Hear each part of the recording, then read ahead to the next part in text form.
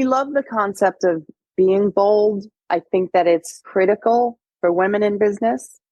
Like it's mandatory, and especially being a woman in business nowadays. But for me, I asked this to the team. I was like, what if everybody said, like, what does BOLD stand for to you? Whether it's the word or whether it's the acronym or whatever. And as I thought about it, I was like, be yourself, outside of your comfort zone, little by little, do it again. And for me, like that is bold.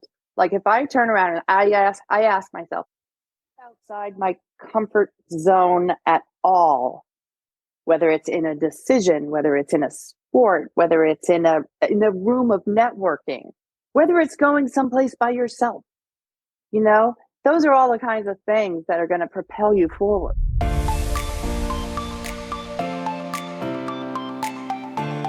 Hey friends, welcome to the Good Life Podcast, a show for women in midlife who want to live happier, healthier, and more meaningful lives. I'm Michelle Lamoureux, self-love and podcast coach, as well as the author of Design a Life You Love. And together, we're going to be doing just that. Each week, I bring on world-class experts, authors, entrepreneurs, and also do solo casts with the intention of giving you the time and space to think about what you really desire in your life. I'm so glad that you're here. Hey friends, it's Michelle Lamoureux. Welcome back to the Good Life Podcast. Today we are talking about entrepreneurship with Stacy Madison, the founder of Stacy's Pita Chips. She has embarked on another venture, and we're going to be learning today if you've got a product idea, what does it take? What are some of the challenges? And you may or may not know, and probably you do know Stacy's story. She is the founder of Stacy's Pita Chips, which sold to Pepsi in 2006. Her latest venture is called BeBOLD Bars, which is a snack bar made with high-end nuts, oats, chia, chocolate chips, maple, and wildflower honey, which sounds delicious. And it wraps simple ingredients and delicious flavors into one amazing bar. Now, after Stacy sold her company, she traveled through Europe and Asia with her twin daughters and returned to launch her own juice bar, where those bars were a top seller. And with the help of her brother, they figured out how to produce them in larger quantities and started distribution to stores. However, a month after launch, the pandemic hit, and she believes that experience and being no stranger to tragedy equips entrepreneurs with problem-solving skills. And the pandemic is unfortunately a true test of survivors in the food business. So Stacy lives in Mass, is involved with numerous philanthropic organizations, loves to ski, hike, travel, exercise, cook, and eat, which I also love to eat. Stacy, welcome back to the show. Oh my God, I listened to all that and it's like, wow, she must be like 100 years old. Well, we get the benefit of learning from you because you've had such a great glad it's not an obituary. Oh, Stacy, don't even say that. Oh, you're so funny. But you might want to save that. I might want to save that. Yeah. Yeah. Oh my God, I love it. Right here. Send it to your twins. Like, this is part of my story. There you go. You don't have to write it. Just call Michelle. Or Allie, your PR person, right? She's got the bio sent to me. So it's so fun having you back on. Your first story, you came on and told us the journey of how you created Stacy's Pita Chips, how you scaled it, how you sold it, the challenges that you faced. And it was such an incredible and inspiring story. And truthfully, selfishly, I heard your story on Guy Raz's podcast years ago. And I always thought, Stacy, if I had a show, it would be a dream of mine to have you as a guest. I don't know if I shared that. I was probably a little nervous the first time when I had reached out to you. I probably didn't tell you that. So I was so excited when you said yes. And I loved hearing your story and being able to ask the questions I wanted to ask. And it's an honor to have you back on because it was so fun the first time. And like I said, it was like, that was my BeBOLD moment, like reaching out to you and then having you say yes. I was like, oh, this is so cool. So thank you for coming back on. Thank you so much. You're really easy to talk to. So, and sometimes just talking to you, it's like, it like things come up that I didn't even realize that, oh, that's kind of how we did it, Yes, the So, evolution yeah, so I'm story or happy like to different be parts. here. Yeah. Oh, well, you mentioned COVID and the pandemic. So when you were launching the bars, that wasn't even in the picture. And, let's take a step back though first. So just like what prompted you to launch another venture? Like, did you have that in The your heart? why, Were you, the why. were you looking for another Like at this point, what is product? your why? Like, Yeah, why are you everyone, doing? The Simon Sinek. That's funny. Everybody asks me, why are you doing this? And then sometimes I ask myself, why am Why? I doing this? Like, But did you have a product like in mind? Like, did you think I'm going to be paying attention to the next thing? Like, because that nope. entrepreneur spirit was in you, or you just it came about organically, like with the Stacy's Pita chips? Organically. And, I think that is one really important similarity between the two brands, because we didn't go out and look for, oh, let's do a bar and let's look for the best one. Let's do that kind of thing. Just like the creation of the pita chips, the customers that were at my Juicebar, right? I had opened a Juicebar and I sold bars there. I sold every kind of bar you can imagine. And one common theme when somebody goes to buy a bar is, oh, which one tastes the best? Which one tastes the best? And I can tell you, after attending 2 decades or more of trade shows and trying how many thousands of bars, I don't know that I like a lot of them I've spit out, They're because not good. Yeah. yeah, they're not good, and taste is really a challenge in that whole category. So when people would ask, which one tastes the best, like eventually I was, I'm like, struggled to find an answer. So went in the back of the kitchen and was just like, what do we have? And let's try to just make a bar. And we took, um, ingredients that we just had. We didn't bring anything in. We didn't put any powders or syrups or anything like that, just like you would typically need to use to Yes. manufacture. We just took nut butters, nuts, oats, chia, wildflower, honey, all stuff that we had in house. And this is important, we just mixed it, pressed it, packed it, and then chilled it. Wow. And that was one of the biggest challenges when going to launch a bar. So this is typical. Like, we always kind of figure out, we always are like, oh, well, this is the product. And then afterward figure, oh, well, how am I going to make it? Right. How are we going to scale it? That's where my brother comes in, and Marin and my team and everything. So that's where, other people have come in, but I've kind of come up with great products. It was the same thing with the pita chips. It was like, nobody knew how to make a pita chip. It wasn't like you were making a potato chip or a tortilla chip. We had to figure it out entirely along the way. And it was, it's the same thing with the bar and with just the simple process. The wildflower honey acts as like an adhesive. So there's not any syrups in it. And, your proteins are from nuts and nut butters. And, it's not a protein bar because it's not powders, but sure, there's healthy protein in it. It's just really good and really clean. And most important is that it tastes good. Right. And that sounds like that was the goal when you went back in the kitchen, because Yeah. you're like, well, let's see if we can make a delicious bar that nut butter. So we were like, oh, well, you know what? We'll just throw it in the refrigerator just so, it stays firm and whatever. And so that's kind of just what we did. And then, which when you're trying to sell it on larger scale, it does make it a little bit more challenging. But, if it's good enough, you figure it out. Totally. Well, totally. And so, there must be, this was something that I wanted to ask you anyway, because you mentioned all the bars. Is this a competitive space? Extremely. Yeah, that's what I thought. Okay. Extremely. It's competitive. And then, even if you do get somebody who loves, oh, these bars are so good, and tries them and loves them. Yeah. And then when they went into the store and they'd look in the bar aisle, and that's not where you would find it. So you have like this double whammy, this double challenge. And honestly, we have completely pivoted.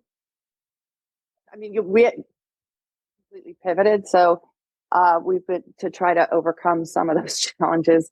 Right. Because of COVID too. Because so COVID hit. So take us back. So your customers are loving it, just like they did with the pita chips.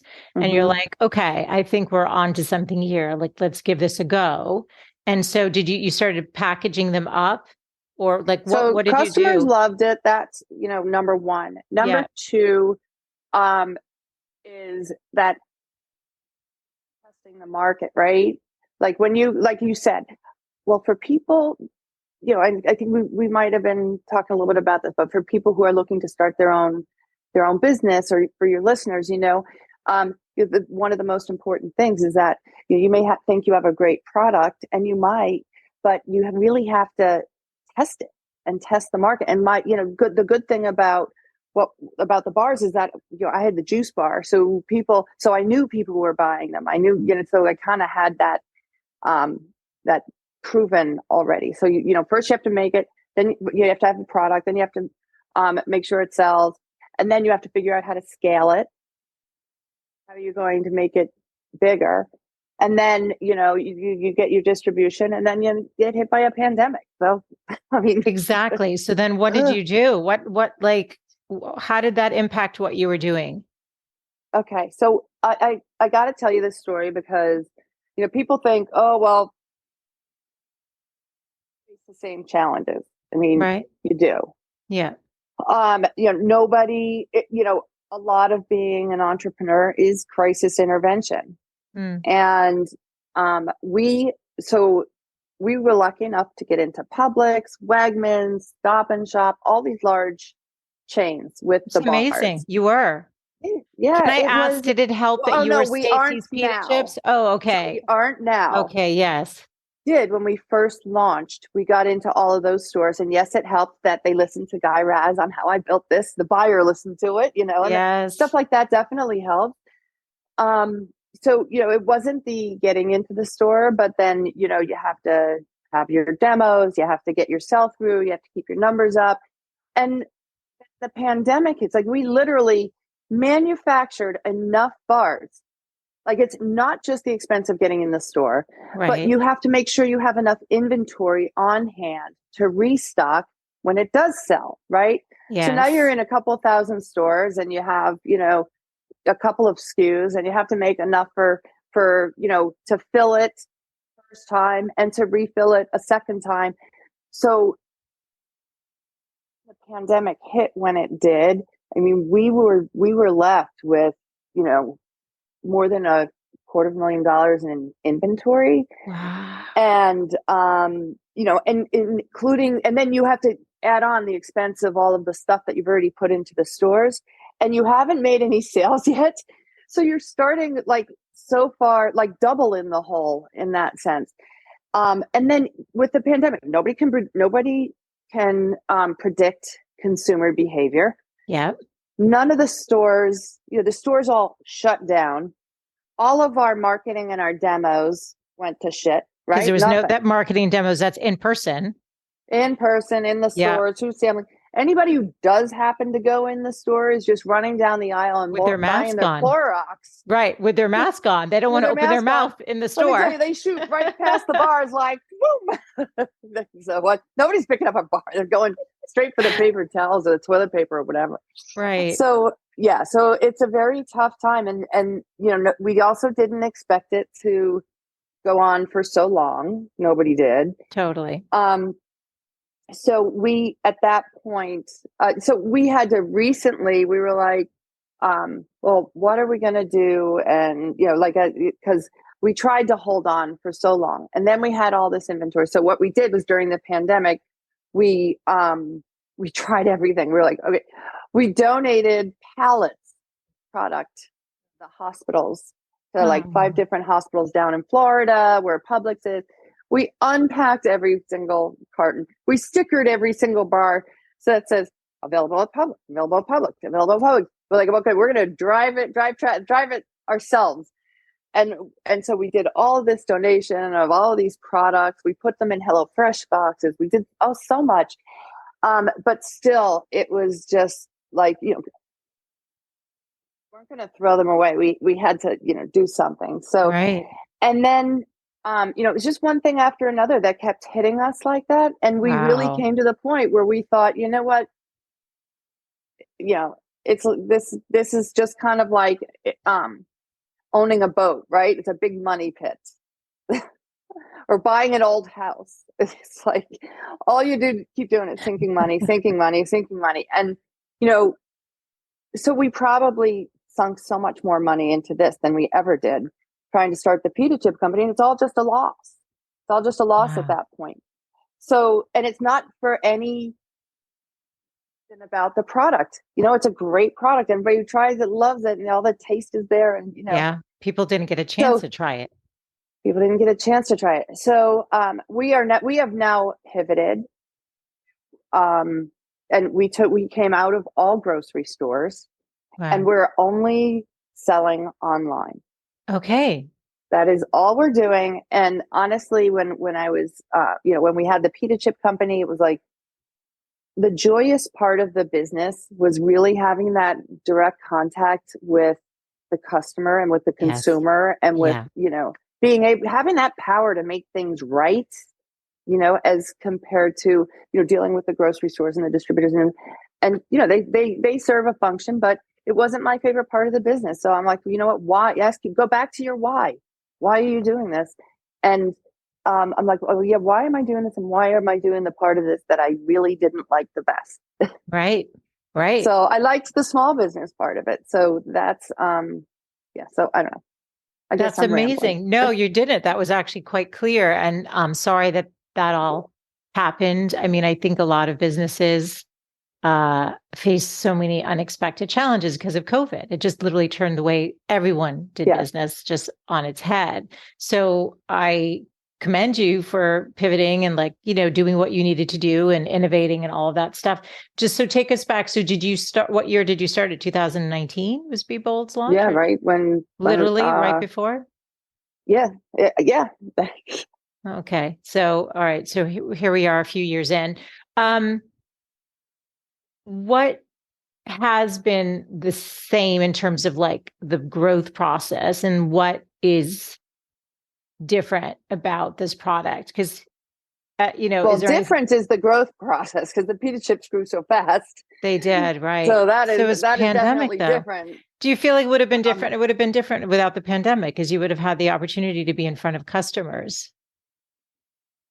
I'd like to believe so. I'd like to think so. Yeah. And then, some of the things that are the same is, the same challenges with bringing the product to market, the same, so you face the same challenges as some of the pita chips, knowing how to make it, and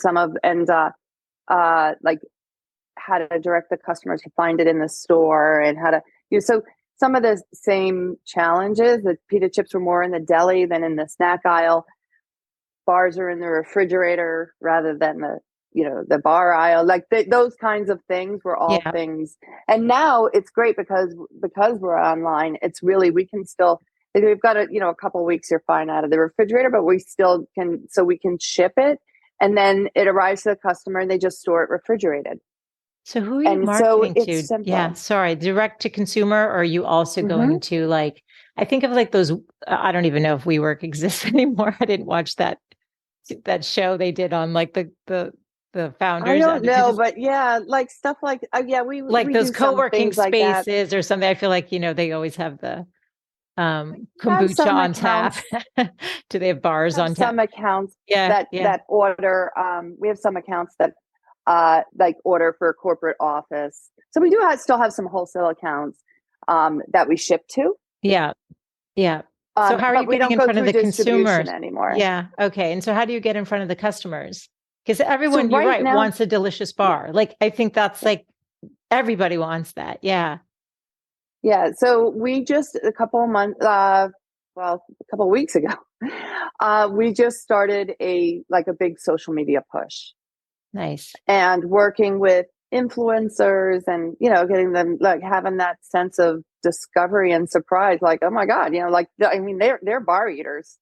Yeah, they are. I have a person I want you to reach out to. I'll tell you after. I'm going to write her name down. But there's somebody who, because she literally was just doing protein shakes. And then she was talking about like, if you know about these particular bars.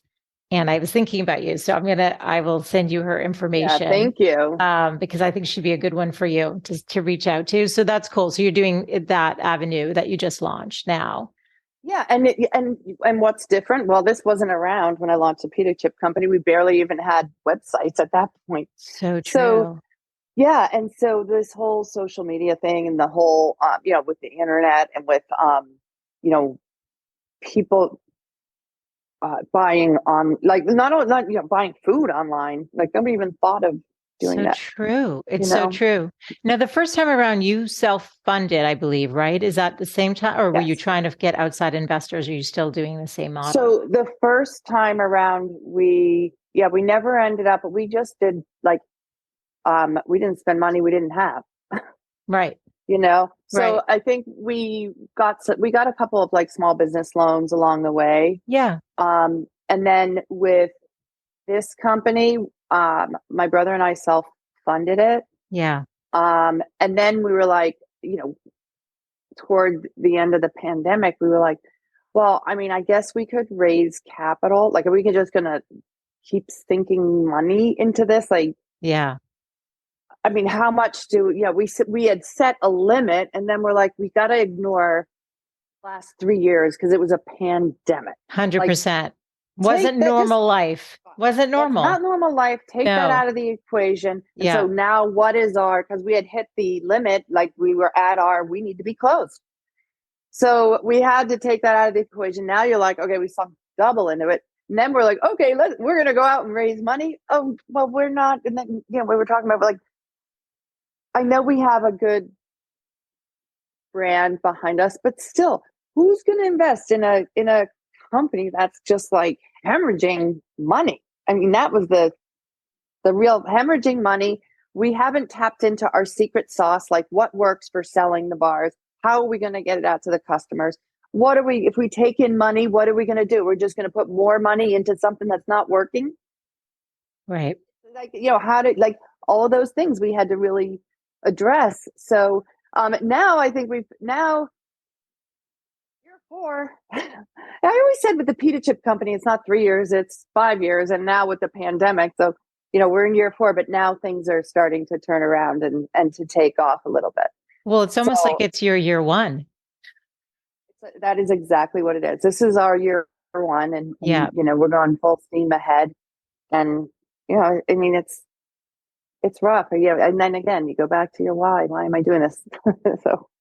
Right. Well, obviously you're passionate about it and you know it's an amazing product. It just needs to get time to get out there in a normal way when life was not normal for the 3 years since literally you launched it. I mean, talk about challenges. Failure. And honestly, you know what? Yeah. Failure. It's just an interesting word. Like, to me, it's never a failure if you tried something. Like, let's say you and your brother were like, you know what? We agreed on this number. We are going to stop. I'd still be like, you're amazing. Like, you did all this. Like, it's still incredible. Like, it's not a failure in my mind, because most companies don't succeed anyway, from what I understand. I don't know the exact percentage of them, but most startups don't make it. And you have been successful, though. So, like, I'm just curious how you view failure, because it's just such a strong word for people, and one that I think scares them. Like, they don't even want to try because they're afraid to fail. Yeah. And so afraid to fail, then you should not then go, just stop right there. Right. Don't do it. Don't quit, because you have to be able to accept failure and to move on. And that's super tough. And one thing, like, I can accept failure. Like, I can do it. I can take responsibility for myself. I can admit it. I struggle with letting other people down. Yeah. So it's like, okay, maybe did I fail at something? And now if I fail, how many other people are affected by that? So, I'm going to let down the people who quit their job. I'm going to let down, the customers who are on subscription and love the bars. I'm going to let down my brother.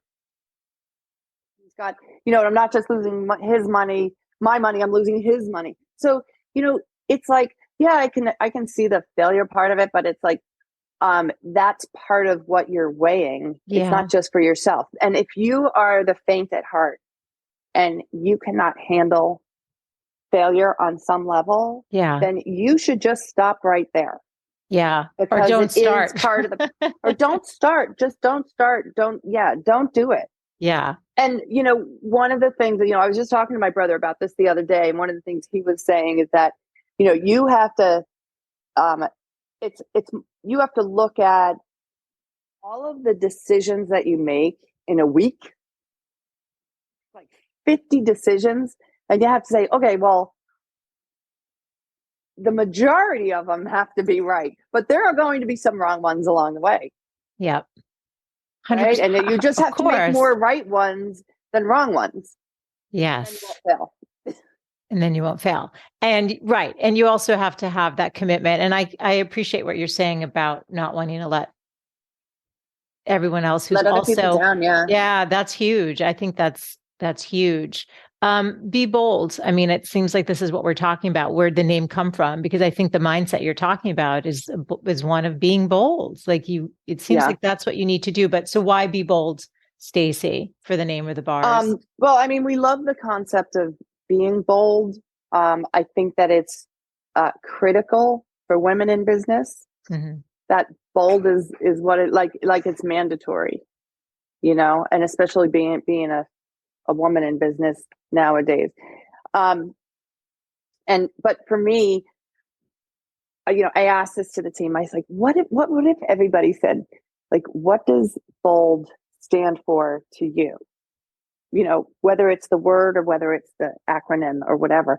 And as I thought about it, I was like, be yourself, outside of your comfort zone, little by little, do it again. And for me, like, that is bold. Like, if I turn around and I ask myself, outside my comfort zone at all, whether it's in a decision, whether it's in a sport, whether it's in a room of networking, whether it's going someplace by yourself, those are all the kinds of things that are going to propel you forward. Say it again. It's funny. Be yourself. Be yourself. Yep. Be yourself outside of your comfort zone, little by little, do it again. Love that so much. And what made me think of it was one of my daughters, right? Both daughters have gone through this, but one of them, I remember when she was going to join a ski team, and it was mostly boys on the team. She hadn't skied in a couple years, but she's a good skier. Yeah. The girls who ski on the ski team have been on the ski team all, for years and are, racing every weekend. But, she's like, oh, I want to join the ski team. I'm like, good for you. Go ahead. You should do it. And she goes and she walks into that room. And can you imagine as a teenager or a kid to like go into that kind of atmosphere where you don't know anybody, you feel like everybody's better than you. You feel like all those feelings. And it's like, oh, so what about us as adults? Oh, do we do that? We expect our kids to do we do that? I'm like, oh my God, you're like, that is brave. Very. That is great. And I and so I kind of step back and I ask myself that all the time. And I think that's bold. I think that's totally bold. And it is an interesting question because you're right. We're always like telling our kids, put themselves out there. You got to try. Doesn't matter if it's new, but something does happen as we get older. And it does lead me to mindset. I mean,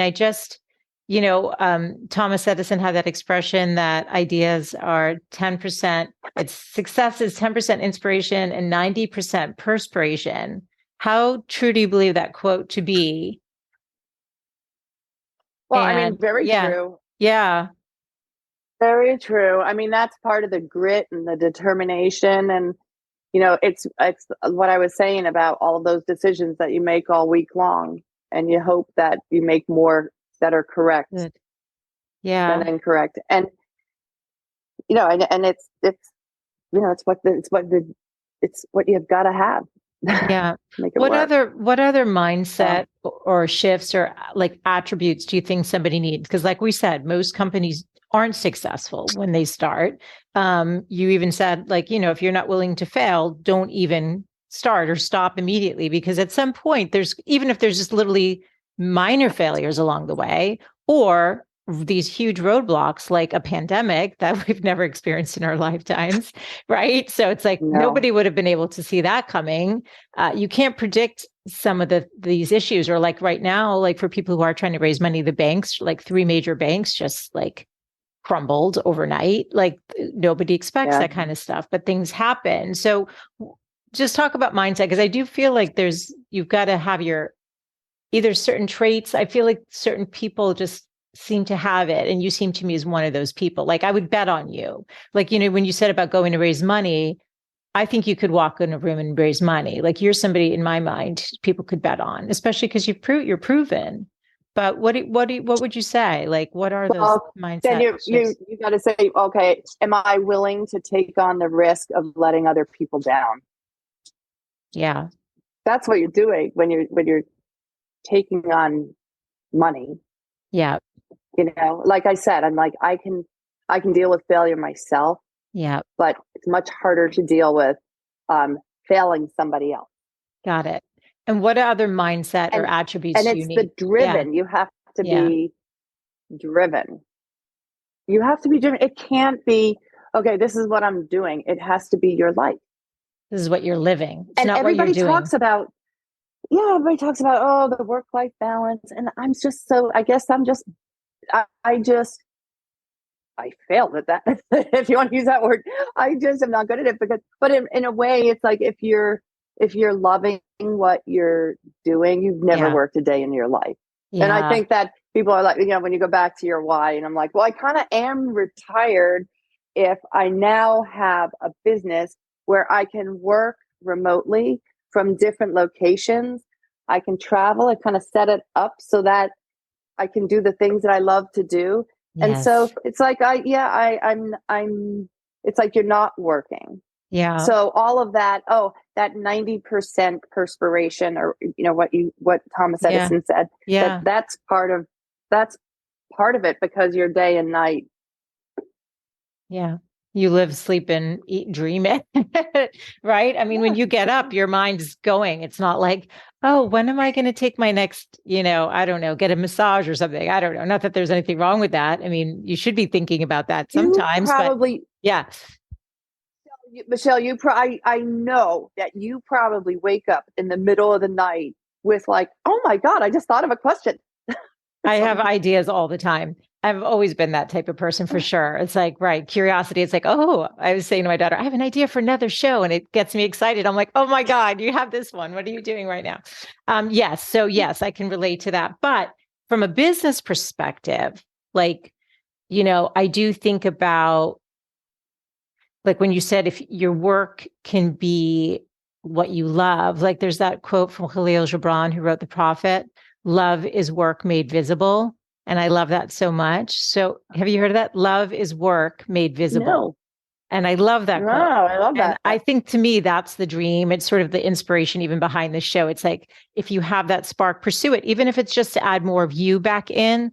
And what I'm taking away in terms of like the attribute, it needs to kind of be a part of your DNA. I think people know they're either like driven and they're going to go for it. Like they know that they have that, and they can live, eat, sleep something for a long amount of time and ride those waves and then manage those challenges. And like you say, be willing to pivot. And maybe that's what you need to know about yourself. And if you're not, there's nothing wrong with that. It just means, add more of yourself in different ways. It doesn't have to be starting a company. Right? Right. Exactly.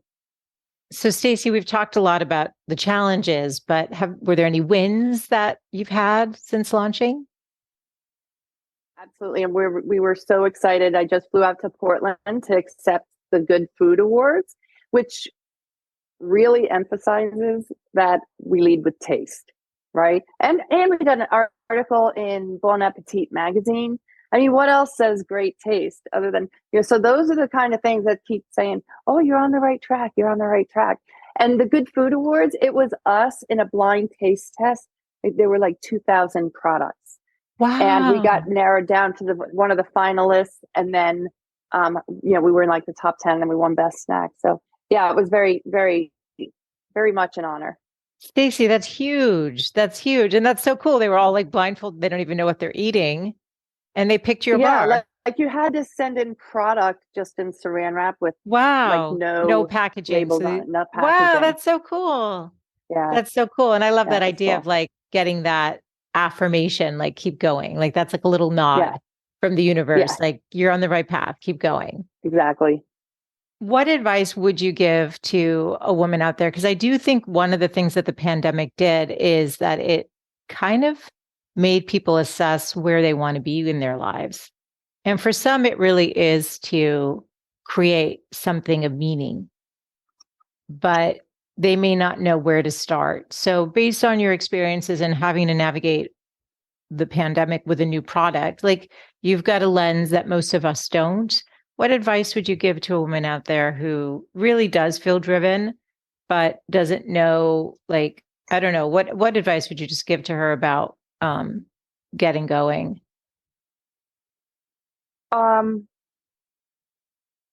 So like I'm trying to sum this up in just in a short version, but I think like we were talking about, like so many products fail. Yeah.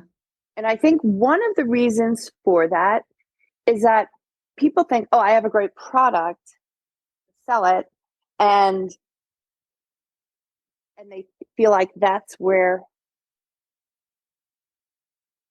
And I'm going to give you two examples. You broke up at the end, and that's where it ends. Is that what you said? They think they're going to. It's okay. Yeah, and they feel like that's where it ends. Right. But it doesn't end there. Okay. So I'll give you a couple of examples.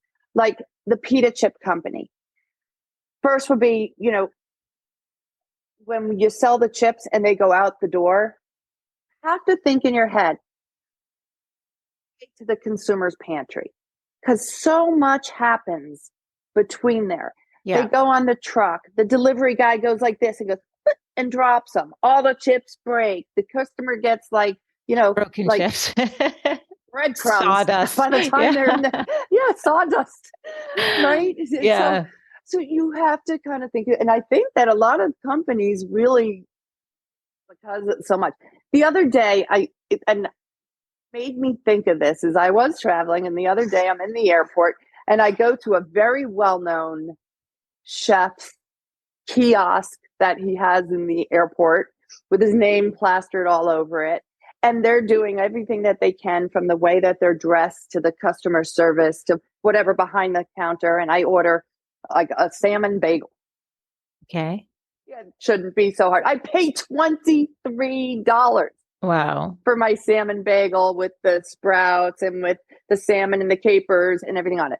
Well, yes. The first thing is that the guys is to think like on an airplane, like somebody who's traveling, because it's more than just giving a fresh salmon on a delicious bagel and getting that to the customer, but you have to put it in the box. Is the box going to fit in the bag, or is it going to tip sideways? The guy had run low on cream cheese, so there was barely a smear on there. Wow. That aside. But the bagel kind of fell apart. Now you go to the seat on the airplane, you sit down, your bagel is, now sounding a little cuckoo nutty here, but your bagel is kind of falling all over the place. But it's that kind of thing that, a lot of entrepreneurs don't think through to, okay, well, my customer experience does not end when I hand the bag over the counter. That customer experience does not end when the box of chips goes out the door. That customer experience does not end when that BeBOLD bar is shipped. Do you know how many places we shipped it all over the country just to make sure, oh, well, if the temperature is too warm in a certain area at a certain time, we're going to ship it faster, so that little chocolate chips don't melt. those are the kinds of things you have to think of. You have to think of it all the way through so that you don't fail. Wow. Love that. You got to be a little love nutty. that. No, I think that's genius. And I think you're right. I think somebody goes, I've got an idea for a great product. All I have to do is get it into the consumer's hands. No, it's everything. Yeah. It's the packaging. It's how it's received, how it performed. Like it's every little bit of it. And especially people are like, I paid this much for that product, Totally. and then it arrives in my home. Like, really? And how much stuff have you gotten from Amazon or wherever? And you open the package and you're like, really? Right. And it's returned within 24 hours. Yeah. It's going right back out the door. Yeah. 100%. Yeah.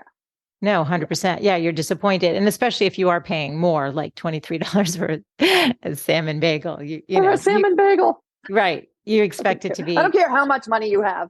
When you spend $23 wrong, something wrong. Your experience should not end when somebody hands a bag over. Well, and also you're going to be going through that airport again or someone else's, and you're definitely not going to be returning as a customer. And this is like part of it. You want the repeat business you want them to have such a great experience with the taste, the delivery, the pack, all of it, so that they come back for more. Like, so that's thinking. Yeah. I think that's so important. Stacy, anything I didn't ask you today that you want to leave the women listening with? Let me see. I've done a couple notes.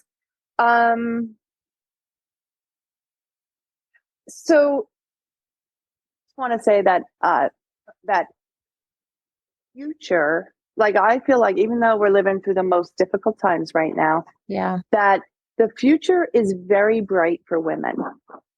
I feel like there are more like 20, 30, 40 years ago, career-wise, women being engineers and doctors and lawyers and like all of these professions, so a vice president, Yes. I mean, yes, we have a long way to go, but just feel empowered by whenever you feel like, a little bit, look around you and see that, there is a lot happening in our favor. We just have to, be on that rocket and join the movement to kind of go faster on that trajectory rather than like letting it pull you down. I think that's so beautiful. And I think so needed right now, because you're right. I think people are feeling just like the weight of everything that feels wrong, but there has been a ton of progress. And I have faith in your twin girls who are, just entering college, and my daughter and her friends and, their future. And I just feel like these kids are so wise. Do you feel that? The kids seem wiser. I do. And they're so much smarter than we are. I feel and like I don't know about you, but I'm like, when my kids were your kids' age, I was like, oh, wow, I can no longer help them with math. Totally. Unless anybody's as smart as Google or Siri.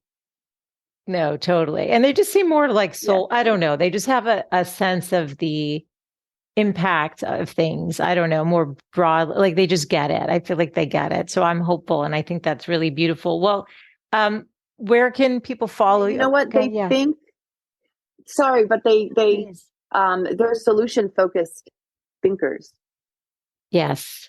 I see that with my daughter too. Yes. It's very they don't just stop at the problem. They're like, oh, well, why don't they just do this for medical care? Right. Oh, exactly. Right. They're more creative thinkers. I think you're right on that. I see that. Where can people follow you? And so it's a subscription model, which is cool. So like if people wanted to, test out a bar, you can get where do they go? You can get subscriptions, or you can just order it by the carton of 8, or you can get a combo pack. You can go to BeBoldBars.com and order them. Yeah. Definitely follow me on my Instagram. It's @_ Stacy Madison, my whole name. Yes. If you don't know how to spell Stacy, just look at the bag of chips in your kitchen cabinet. I know everybody's got their Stacy's Pita chips. All of the show There's notes. no E in it. Yeah. Stacy _ Stacy Madison, and then BeBoldBars.com, or, @BeBoldBars is the Instagram. So we're pretty easy to find. Yeah. Well, tell us about the bars. So they're these nut bars, and they have to be refrigerated. How long do they last? Or can you freeze them too? love them out of the freezer because I'm a crunchy person. Yeah. So I love them out of the freezer, but out of the refrigerator, they're a couple weeks on the counter, like two weeks. You can certainly take them hiking. You can, take them on the road trip or whatever. But for the most part, just when they arrive, just stick them in the refrigerator and they're fine for months. For months. Got it. Oh, but they can last even a couple weeks on the counter. Okay. No, that's kind great. Of like, think of it as almond butter or peanut butter, Got it. Yeah. Right. Organic nut butter that you get. Once you open it, especially if you stick put it in the fridge. refrigerator. Yeah, it's right. It's there. And it's more for the integrity of the bar, the integrity because, it's held together with a nut butter and stuff like that. So, it's more for just the integrity, nothing, not like anything goes bad. Right. But it's, so just store them in the refrigerator and then you can take them on the go for a couple of weeks. It's fine. Love it. Or freeze them and then they last even longer. Like if you're like going a hike or whatever. And what's your favorite bar? Yep. What's your favorite flavor of your bars? The almond butter.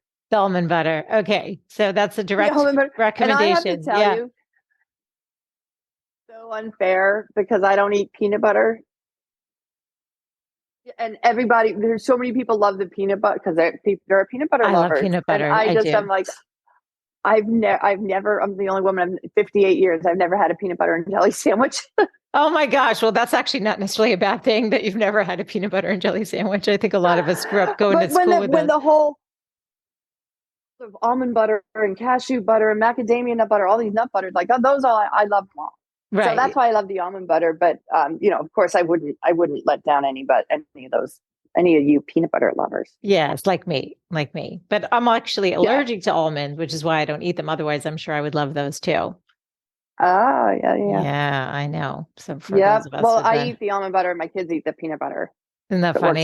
So your girls like the peanut butter.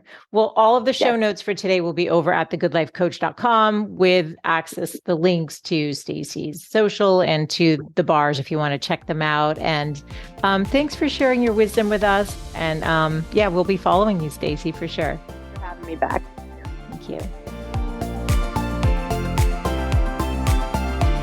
Thanks so much for tuning in today. I hope you gained some new information or inspiration for your life. That is the essence of this show is to really wake up to what's possible for you, to reclaim your beautiful voice, and to really learn to love and prioritize yourself. So if you gained any value from any of the conversations you've tuned into, make sure to subscribe on your favorite podcast player. You can do that right now on your phone.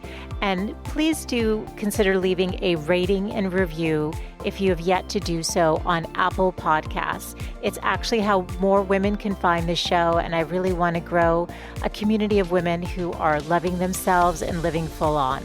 So thank you as always for tuning in. And I look forward to reconnecting with you next Wednesday. Bye for now.